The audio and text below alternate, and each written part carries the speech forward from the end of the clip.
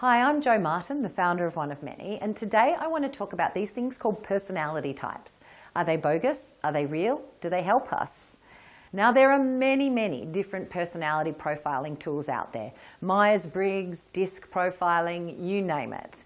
And some of them have had more research behind them than others.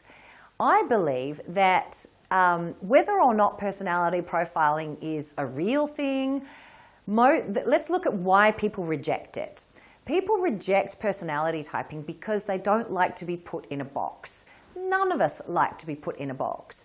And I think that any personality profiling tool that does intend to put you in a box and say this is the only way you can ever be is overlooking one really important thing.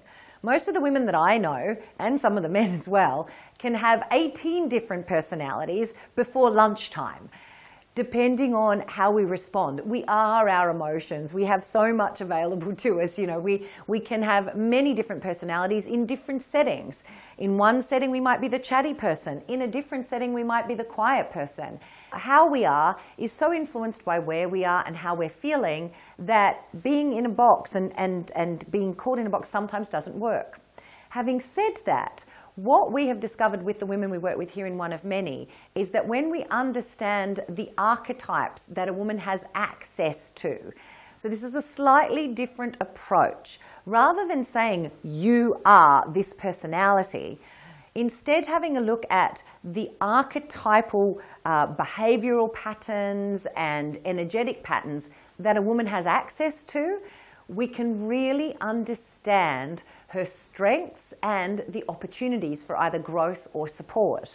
So here at One of Many, we use some tools called the Women's Power Types. We do have a profiling tool that helps a woman to understand which of those power types is her highest level of access, which is her secondary level of access, and which is the least. What we discover is most of her natural strengths, talents and abilities lie in the access she has to her primary and secondary power type.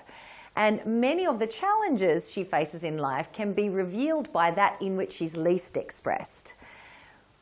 We can see certain patterns of the makeup of all 5 of these in every woman. And as you look into the patterns, we can see the types of challenges and the types of opportunities that this woman might be facing. But we never use it to put her in a box. In fact, we say that the power type profile can change over time as we bring attention and practice to being able to access these different leadership styles. So what are the power types? Well, let me show you using our little cards.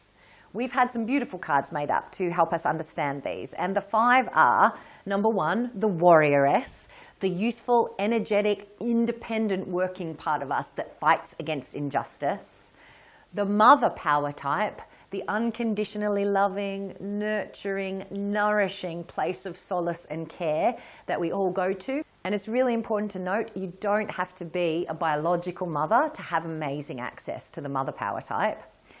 The next one is the lover. Yes, the lover is the center of our sensuality and sexuality. But as a leader in the workplace, she's charismatic and magnetic. I'm not talking about flirting your way to the top. It's certainly not that. But importantly, the lover is also the center of our self-care. Without this one, we burn out. And in fact, that's a pattern we see in a lot of women in our community who come through from burnout, is lover is their least expressed. The next one is the queen power type. Visionary, regal, serene. She's perhaps the most comfortable in leadership. She has strong sense of boundaries, a strong sense of her purpose in the world, and is incredibly decisive. We see with women with low queen, no boundaries and indecisiveness are very common. And then finally, sorceress.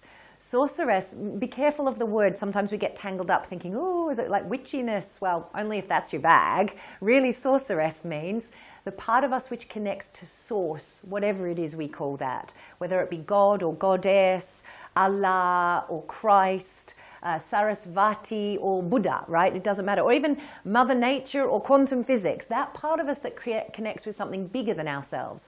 She's also the power type that is very curious and has a lot of wisdom, being the master of her chosen technologies.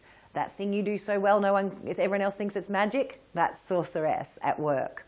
So they are the 5 women's power types. We have a tool to help you understand them. And when you understand that a woman can have varying access to all 5, and that can change over time as she learns more and enhances them in herself, you just watch that woman, whether she be leading her organization, leading her family, or just leading her own life. The more access to the power types she develops, the more resilient and robust she becomes. So, how do these power types sound to you? Rather than putting you in a box, can you see how they would help you or your clients or those that you manage to just understand themselves and their strengths more deeply?